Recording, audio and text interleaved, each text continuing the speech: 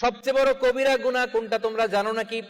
সাহাবারা বললেন, আপনি সব চাইতে ভালো জানেন ইয়া রাসূলুল্লাহ, আপনি বলেন। বিশ্বনবী বললেন, সব চাইতে বড় কবিরা গুনাহ আল্লাহর সাথে শিরক করা।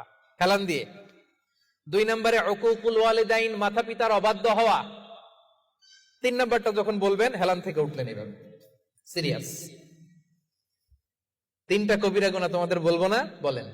2টা বলছে হেলান দিয়ে, একটা হচ্ছে আল্লাহর সাথে শিরক করা, 2 নাম্বার হচ্ছে মাতা পিতার অবাধ্য হওয়া। 3 নম্বরটা যখন বলবেন, ওয়াকানা মুত্তাকিয়ান, তিনি হেলান দেওয়া ছিলেন, ফাজালাসা, সিরিয়াস হয়ে বসলেন।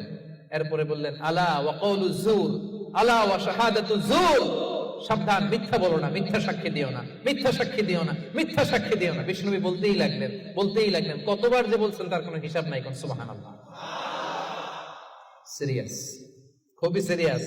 কারণ মিথ্যা সাক্ষী সমাজে বাতিলকে প্রতিষ্ঠিত করে, জালিমকে প্রতিষ্ঠিত করে। মিথ্যা সাক্ষী সমাজে অন্যায়কে প্রতিষ্ঠিত করে। চিল্লায় বলেন ঠিক কিনা? মহাপাপ। রহমানের বান্দারা মিথ্যা সাক্ষী দেন। দিবেন কোনদিন মিথ্যা সাক্ষী?